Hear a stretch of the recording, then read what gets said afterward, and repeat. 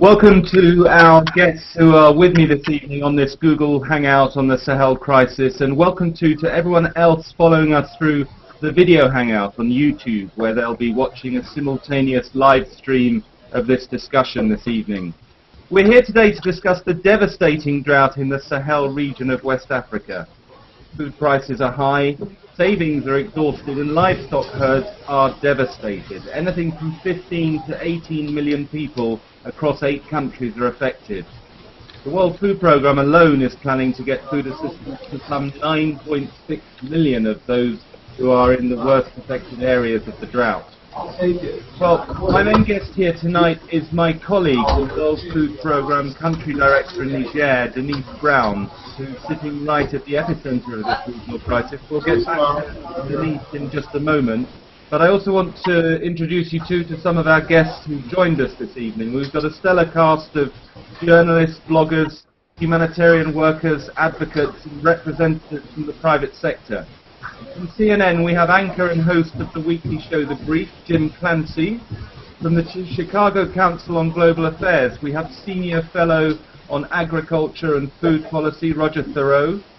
From Reuters Alertnet, we have George Fominyen, the Humanitarian Affairs Correspondent for West and Central Africa. From our sister agency, the United Nations High Commissioner for Refugees, we have Fatoumata Lejeune-Kaba, who's joining us from Geneva. We have Kelly Hauser, who's the Agriculture and Policy Manager for the One organization, and she joins us from Washington, D.C. Jennifer James is also with us. She's a human rights advocate and she's the founder of the Mum Bloggers for Social Good. And finally, we have from the private sector, Fokko Wientjes from the company DSM. He's the Director of Corporate Sustainability and he's Program Director. And DSM is one of WFP private sector partners working with us on the front lines of hunger. Now, first of all, the first question I really want to pose is to our main guest tonight, Denise, just to get this hangout rolling. And Denise, you are there in Niger at a critical moment. We're just entering what we all call the lean season in Niger.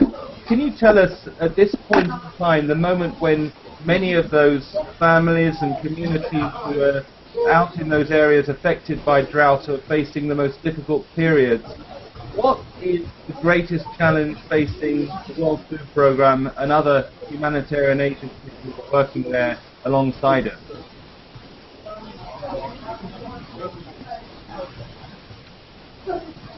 Denise, you may have to unmute your microphone. I think we have your microphone muted there. Can you hear me now? We can hear you, yes. Perfect. So greetings everyone from Niamey, and thanks for joining for what is an important conversation. You know, I feel like over the past 6 months, we, the WFP, UNICEF, the government of Niger, we've been practicing, we've been gearing up, preparing for what Greg referred to as the lean season, what others refer to as the hunger season. We put in place early interventions to try and stop more children from becoming malnourished. We've done cash and food for work activities to keep people in their homes, to keep them working in their fields, to try and stabilize their situation, to try and keep them from selling off the last thing they own, usually livestock. We've reinforced our own capacity. We've worked hard with the media to make sure that people are aware of the situation so we don't find ourselves in June with an accusation of too little too late this time. And the areas where we've intervened, people have food to eat today, and in those areas where we've combined cash and food for work with irrigated production for tomatoes, for onions, people have money to invest for tomorrow. They've come back from neighboring countries where they went to look for work. So in those areas, people are stable. The biggest challenge we have is the areas where we didn't intervene, but where we've seen now where the situation, the food security situation, has deteriorated. People have no food stocks left at the household level. The prices on the market have increased, so people can't fill that gap. They can't buy enough to eat. And I've been with women and children in the west of the country, in Wallam, and in the center of the country, and frankly, shocked that people have reached such a level where women are having to go out with their children and pick leaves off a tree, and these leaves they then boil for 24 hours before they eat them. It has absolutely no nutritional value. So this is our biggest challenge, making sure we have the resources now to go in and pick up those people that we didn't get initially. This is an incredibly critical moment for them. The next 4 months are very difficult, and we have to keep them from slipping over the edge. The other challenge, big challenge, is it's not just about the next 4 months. The next 4 months, yes, they're going to be difficult. We're going to have a lot of sleepless nights. It's also about what next, what's after that. How do we turn the situation around in Niger so that every single cereal deficit doesn't automatically trigger a crisis? That's the other big challenge. So we're working on the now and we're working on the future. So Greg, I think in a nutshell, those are the two things that are really keeping us awake at night. Denise, thank you very much for that very detailed overview. Really sets the scene where you are, from where you are in Niamey in Niger.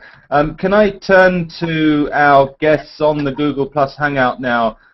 Would any of you have anything particular that you'd like to ask Denise in Niger about the view of the crisis in the Sahel from where she's sitting?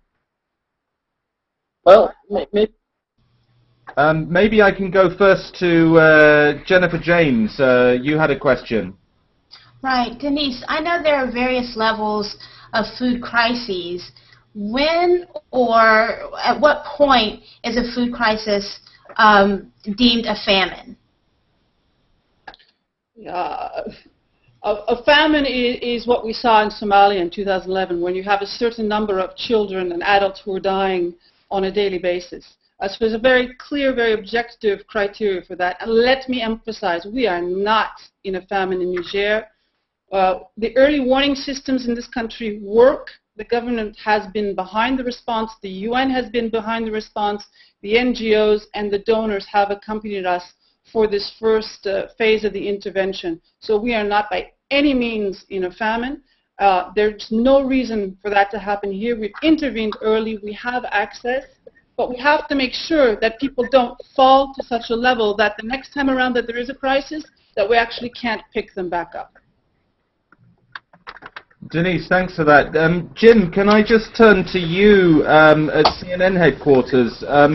Obviously, there's a close relationship between humanitarian agencies and the work that we're doing on the ground and the coverage that we managed to attract from big international news organizations like CNN. What can we do to really maintain that level of interest, particularly in crises like the one we're facing in the Sahel, where the same problem is occurring for the third time in the past decade? It's a story that comes around in a cycle of increasing frequency. And it's not only, there in Niger. It's in a lot of places where we see this over and over again.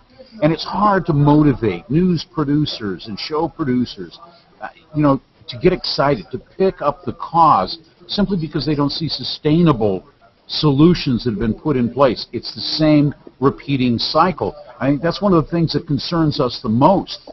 Yes, there's a concern. There's a knowledge about how many people are involved, but it's more difficult to motivate the public because there's a sense that this is almost a designed failure. Now, I know that's not the case, but I'd be interested to hear what Denise and others have to say about that, because it goes directly, perhaps, to some of the causes for only being able to raise about half as much money as we all know is needed. Well, Denise, it's not quite a stampede yet, but you have had a fairly steady flow of journalists through Niger. Do you feel they come with sympathetic ear for the challenges that the humanitarian agencies are facing, and then when you see how they represent them in the shows that are broadcast afterwards, are you reasonably satisfied that they have grasped the complexities of the problems? Yeah, I think there actually has been a good media interest, not necessarily from the United States, so that they may have changed with the ABC broadcasts from yesterday. But we have been drawing journalists in, and I think we've been able to draw them into this story not because there's another crisis. Let's be frank. A crisis in Niger, that's not a news headline. That's not something new. What's new, what's different this time, and I think that's why we've attracted journalists, but we've also attracted very, very senior, we have a regular stream of very high-level visitors, both from the United Nations, from the NGO community, but also from member states, is what's different this time in Niger. And what's different this time in Niger is, one, we've got it right. The early warning systems are in place. The early warning data that was generated was used to develop an early response. There's been a gradual buildup. The government of Niger has actually taken this issue and put it out transparently. The president spoke about it at the UN General Assembly in September 2011, whereas in previous years it was kept a secret, basically. Nobody talked about it until the very last moment, and then it was this huge scramble to try and respond. It's not the case this time around. It's a complicated situation, but there's actually this, the beginnings of good governance in place. And so with the UN, with the bilaterals, it actually makes a huge difference for us. We can see that we're working towards something, which is why I mentioned at the beginning, this is not just about the next 4 months. This conversation has to be much larger in terms of scope and much longer in terms of the time frame we're talking about. Jim, I think you're trying to get a question in there, but if you could just bear with us for 1 second, because I want to bring somebody else in. George Fominyen, Reuters Alertnet correspondent in Dakar. George, you've been around for a while. You've seen a few of these crises. Just on that point that Denise was making about how things are different this time around, the government response is different. The agencies have been better prepared. Are you seeing that? Are you seeing that when you compare it to previous crises that you've witnessed from your position there as the Reuters Alertnet correspondent for that region? Thanks very much. On that issue, it's particularly clear for Niger, because I think what I've observed in the past few years covering such crises here in West Africa, and particularly the Sahel, is that with Niger, the fact that they've had crisis in 2004 and it led to such an outrage and outcry for changes, the lessons that have been learned have ensured that there's been some sort of follow-up in terms of nutrition care, nutrition treatment centers, and the NGOs are on the ground, they're on the field, and they're acting. But the difference is that's Niger. And the Sahel crisis goes across many countries in the region, and those sort of systems are not there. And at the moment, what we realize is that aid agencies are talking a lot about not just working on immediate emergency relief, but working on issues to do with what they call quote-unquote resilience, and I think that's one of the issues which Denise was mentioning when she talked about a longer term. And I really want to find out from her what actually is being done, what would make it change, so that from what Jim said, from Jim's perspective, people will not feel that every year it's the same sing-song and the same thing without a change. Well, Denise, do you want to take up that question? I apologize, we've had a power cut here in Rome, but over to you. Oh. Dark. Okay, normally I would expect that in Miami, so sorry. I think we have to acknowledge, if you've seen the United Nations Environment Program report on climate change in the Sahel, this is something we now have to live with here. And we have to understand that the rains aren't going to save this country. And we have to get out of this pattern of, all right, let's wait to see if the rains are good and if the cereal harvest is good. And if it's good, okay, we're okay for the year. And if it's bad, okay, we're going to have a crisis. We're talking about structural changes. That's hard for this country, which is already so fragile. But the government's committed. I'm telling you, it's a pleasure to work with a government who's committed to making change. I've worked in Somalia, I've worked in Afghanistan, I've worked in Iraq. Those are hard places. It's hard to keep motivated. Here, we're actually working with the government on making change. And one of the important changes is they've had a fantastic irrigated crop this year, tomatoes and onions. Now, that's the good news. They produced about 400,000 tons. The less good news is that the markets couldn't absorb that. So the prices bottomed out. They went from 500 CFA, which is just over $1 per kilo, to 500 CFA per 5 kilos. So the market is an issue. They don't have a history of transformation, so they don't make tomato sauce. They don't dry their tomatoes. So the good news is that there's possibilities. The challenge is that it's not that easy, and a lot more work still needs to be done, but there's a recognition that something is possible here. And this is one of the biggest changes we're working towards. Okay, thanks. I want to get on to a discussion shortly about some of the policy issues. There we have light again here in Rome. That's good news. But briefly, Jim, you had a quick point before we move on to those policy issues, which we'll talk to Roger and Kelly about. Over to you, Jim. Exactly. Well, I just want to be clear, because following up on what George had to say, there's a lot of countries that are involved there. It's great to hear that Niger particularly has government support, but I'm wondering, with this shortfall in aid, when is this crisis going to turn to catastrophe for some of these other states? Denise, when is the crisis going to turn to catastrophe for the other states? What's your response for that? For the other states, you mean for the other countries in the Sahel? Yes.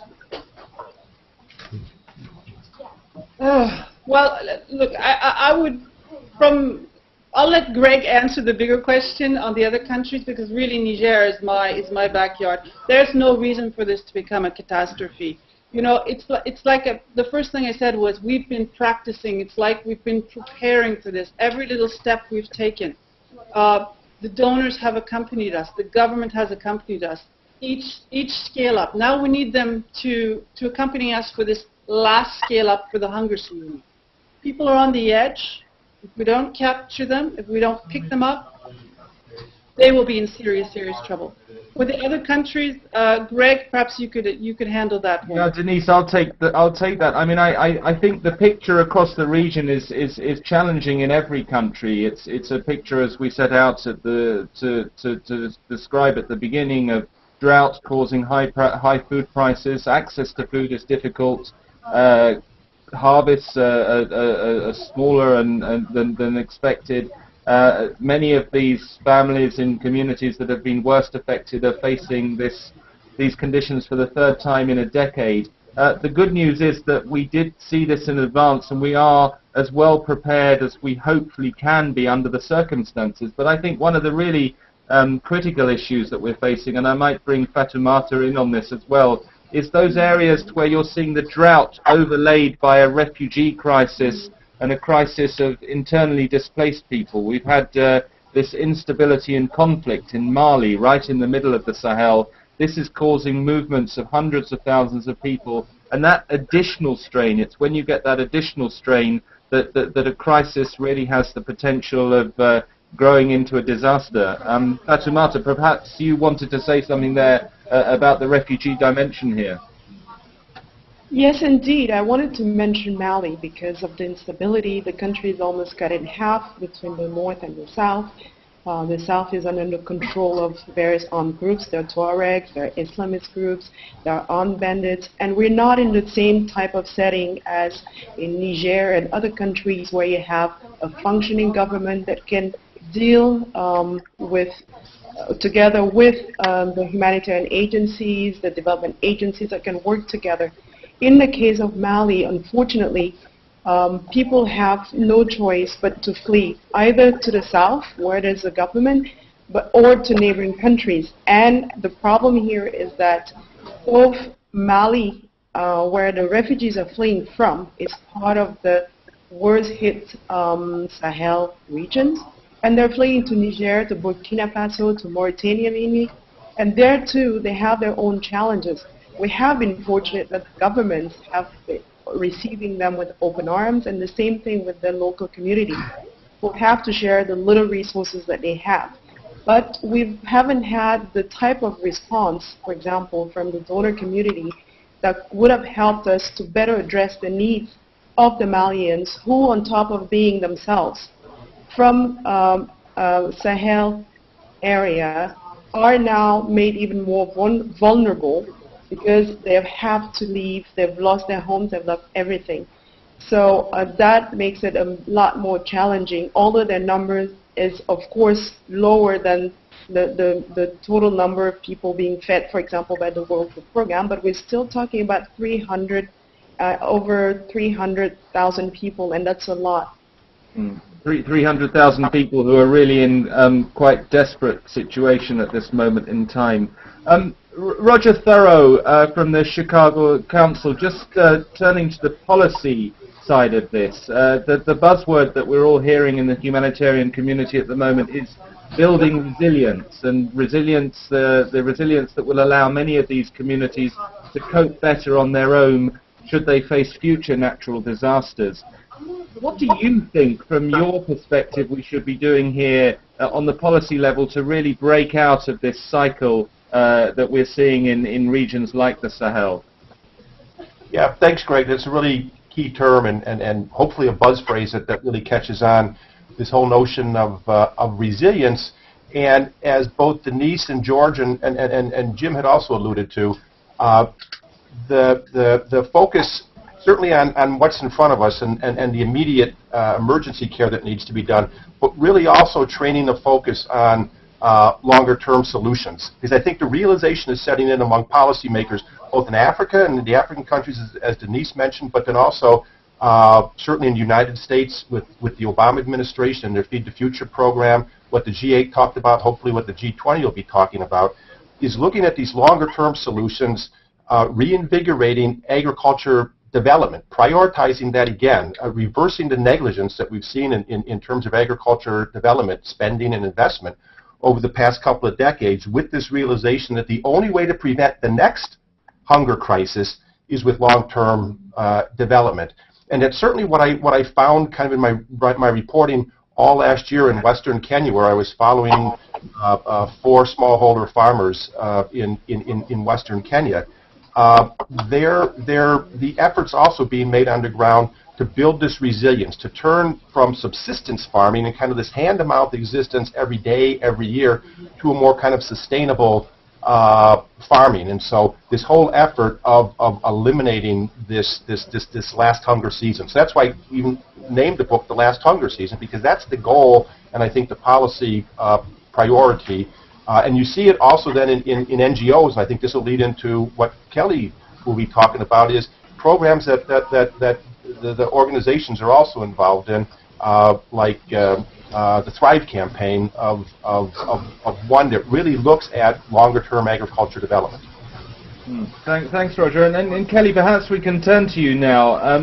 At one, you're very involved in mobilizing and engaging a wider community and advocating on a lot of these issues. How do you take an issue like those we're facing in the Sahel region of West Africa and really engage a US audience or a global audience to really get involved and become advocates to the cause of the hungry in a region like this? Thanks, Greg. Well, as Jim mentioned earlier, it's kind of in a lot of ways it's a boring story. It's the same thing. It seems like it's the same thing over and over. A crisis is, as Denise said, a crisis in Niger is not new news. So what we're advocating is to break the cycle of crisis, to break the cycle of poverty and malnutrition. We're doing that through our Thrive campaign. And one of the main things that we're asking governments to do, and that's not just donor governments, but also national governments and their private sector partners, is to invest in the national agricultural strategies that countries like Niger have developed for themselves. They know their growing environments, they know what works for their soils and for their culture. We're asking governments and the private sector to invest in this, but also to invest in the nutrition plans that the countries have put together. Niger has demonstrated very, very advanced political commitment to agriculture and nutrition, and we encouraged donor countries and Niger and other countries to scale up their investment in those plans and link them to the relief efforts that are going on in Niger and elsewhere in the Sahel. And that's actually a question I have for Denise, and that's, how is the World Food Program and how are other humanitarian organizations linking their relief efforts to the national efforts that are going on that are more in the development realm? Denise, would you like to take that question? Yeah, I would. I think it's an extremely important one. And I think we have to change the way we think about humanitarian food. And we have not launched a massive food aid program in Niger by any stretch of the imagination. We've not done business as usual. We've sat with the government, with the Ministry of Agriculture, and said, okay, right, how do we, as I said earlier, keep them in place? But why do we want to keep them in place? Because we want them working on the irrigated crops. We want them contributing to their own food security. That contributes to their development. So it's been a real challenge for us. None of this has been very easy. Trying to make all these different things happen at the same time. So where WFP, this is a very big country. If you look at the map, it's huge, with a very large population of very vulnerable people. So how does the World Food Program come in with the Food and Agricultural Organization and the Ministry of Agriculture and using development tools, food and cash for work, providing seeds for planting, have a humanitarian impact. That is, keep people from migrating, keep people from selling assets. It's doable. We've seen it done here. The challenge has been that the people who have access to water, and we have talked about water, because we're not depending on the rains, and we're depending on underground sources of water for irrigated crops, are not necessarily the most vulnerable. So that's something we're going to have to work around. But this has been an interesting, I don't want to call it an experiment, but interesting approach in using recovery and development tools to respond to a humanitarian crisis. And once we get through the next 4 months to really study what we have all contributed to and see what lessons we can draw from it, I think that'll be very useful in the future. Thanks, Denise. I'm just going to take things in a slightly different direction here. Fokko Wientjes from DSM, one of WFP's private sector partners, has been waiting patiently, and Kelly alluded there to the role of the private sector. Fokko, you've been involved in various initiatives with WFP around the world. How do you think the private sector can help in these circumstances with a crisis of this enormous scale? Well, it's interesting, both yourself and Roger have been talking about resilience. Resilience, of course, on a country level is important, so the role of agriculture and improved agriculture is certainly important. But we also believe that resilience at the individual level is extremely important, and I'm happy to hear that also tonight we're talking about the role of not only quantity. Fokko, I'm going to have to stop you there. We're having problems with the sound. We can't actually see you, so maybe I'll turn to one of our other guests, and if you could perhaps try to adjust your microphone, and we'll try and get back to you in a second, but we couldn't follow that. Fatoumata, you were trying to make an intervention there, so if you'd like to join us now. Yes, I wanted to say that for UNHCR, while we're assisting the refugees, we also make sure that our assistance goes to the local population receiving the refugees, because unfortunately they're already facing food and water shortages. And so one of our challenges, for example, is to make sure that we bring in enough water in refugee hosting areas. And so we do make sure that the same water that we're making available for refugees is also accessible to the local population. And as the crisis drags on and the refugee situation continues to unfold, we're now looking beyond just emergency assistance and thinking of building schools, etc. Of course, we also have health structures that we make sure benefit the local population. I wanted to say that in answer to the lady who earlier asked about what the UN agencies or other humanitarian agencies are doing to make sure that what they're doing fits in the national programs as well. So that's one example of how UNHCR does it.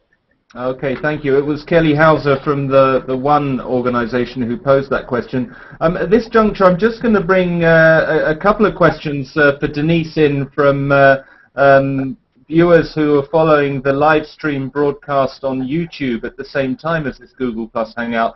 I have a question here from Owen Barder, who's an economist at the Center for Global Development. His question, Denise, is, have we returned to the discredited idea that the answer to famine is agriculture? And if so, why? I wondered if you'd like to try and address that. Thank you. Actually, one of the points I wanted to make is, no, this is not just about agriculture. It can't just be about agriculture, particularly given the population growth in Niger, which is one of the highest in the world. It's about 3.3, which means the population is expected to double by 2040. Every woman in this country has, on an average, 7 children. So it's not just about agricultural production. Agricultural production is important in the immediate, in the short term, to make a difference in the lives of people who live in remote rural villages. But it's not enough. It's necessary, but not sufficient. The other priority in parallel is education. The illiteracy rates for women in this country are over 80%. It's huge. You have an uneducated workforce who only knows about working in fields. 80% of the people in the country live in rural areas. Education has got to be a priority. Children have got to be kept in school. The children I meet in some of these places, they're not going to school because they're going with their mother to pick the leaves from these trees. And we've got to break that cycle. We've got to get children into school. We've got to get girls into school. There's a serious challenge in this country of early marriages, of the number of children for women, which I mentioned earlier, is on average 7. This cycle has got to be broken in order for the country to develop. And so education is another way, a very, very important way forward. And so is the development of the private sector. For instance, the nutrition products that UNICEF buys from the French company Nutriset are actually patented to a company here in Niger who can produce them. And UNICEF and MSF buy the products here, which is faster and cheaper. And in 2013, WFP will also be able to buy these products. So private sector needs development. So I think we need to have a larger perspective when we're talking about change in a country like Niger. Thanks, Denise. Well, you've given me just the right course to return to Fokko Wientjes from DSM, and I will try again to see if he can address that question which we posed earlier, which is what can the private sector do to help out in a crisis of the scale of Niger. Fokko, over to you. You may have to unmute your mic, Fokko. We can't hear you. Work now? Somehow yeah. Okay. I think we're going to have to sort of return to one of our questions from the outside. I have a question that we had posed from somebody who's following us on Twitter, Tom Murphy, who blogs from an account called View from the Cave. And Tom is asking you, Denise, he's curious as to how we can smooth out the issues of funding so there is money available for a crisis such as this one in the Sahel. No, I would be doing a disservice to the donors who supported us with our early response if I said there hadn't been a donor response. There has been a donor response. But I think habits need to be changed, both on the side of the humanitarian organizations in terms of using the early warning systems and putting in place a response, and donors who need to then fund that response so that we don't get to a situation where our back is against the wall and we have to go to the media, crying, kicking and screaming that there's a crisis and people will die. We all have to get out of this pattern, and I think we've seen some movement in that direction on all sides this time around in Niger, and so I'm hopeful that will continue, and I'm hopeful that now we will get the contributions we need for the coming months. Jennifer, I wondered if I could bring you back into this conversation. This is a complex situation. We've heard the various degrees of complexity from various voices this evening. In this era where all of us are trying to engage broader audiences through social media platforms, you are out there as a blogger with a very particular audience. You're blogging in the United States. Is this something that you feel that you can really sort of mobilize interest around and really sort of get a significant group of people engaged in and energized about? Absolutely. One of the things that I do as a blogger is I try to spread as much awareness about these pressing global issues as possible. And through my network of 800 mom bloggers around the world, we all collectively spread this awareness as well. So it's difficult to get people, I don't want to say excited, but get people interested again in food crisis, because there is fatigue around food crises. But whatever has to be done has to be done. And through my network of these mom bloggers, we take sustained actions, social media actions, to create a collective awareness around these issues. And so that's essentially what we do. And I do believe that through social media and through traditional media and all types of communication that we can raise the awareness and also get people interested in this cause because it's so necessary. Jim, if I could just bring you back into this conversation for a moment. Another question from somebody who's following us on Twitter this evening. Zora is asking the question, how can national media be persuaded to pay attention to this crisis as we speak? It's going to be very tough to do that, and I'll tell you why. Because you've got countries like Syria that are in crisis right now. It's commanding the headlines, the bloodshed there. These are a people that took in the Iraqis, more than 1 million of them, and gave them shelter. These are people that I think a lot of people say, deserve some attention now. The competition here, and it's not that people don't care about lives in Africa, it's that they don't see the problem being addressed. So it's harder to interest them, it's harder to move them up in the news cycle and give them all of the attention that they deserve. People are looking for solutions, and I think what Denise has outlined here is partly, I think, what the story that people want to tell, and that is good governance. Because a lot of all of this, no, it's not agriculture, it's not demographics, much of this is good governance. Thanks, Jim. Well, we've been talking now for about 40 minutes on this subject. I just want to turn to you, Denise, as we look to sort of wind things up here. What can the people who have been listening to us this evening on this Google Plus Hangout, those who are watching on the YouTube live stream, what can they do? What can they do in terms of making their governments aware? What do we look for from them as in terms of support? What's really important to me is that, I'm listening to what everybody said, and it's hard to get attention for another crisis in Africa, but I go out a lot to these villages, and I meet these women who have 7 children, who are, at the end of the day, like me with my children, only worried about how are they going to feed them, how are they going to send them to school, how are they going to clothe them. If we can all understand that, and I don't mean to sound trite, but that there is no difference between a mother in Africa and an American mother and a Canadian mother or a European mother. We all feel the same way about our children. And yes, progress has to be made. There needs to be good governance.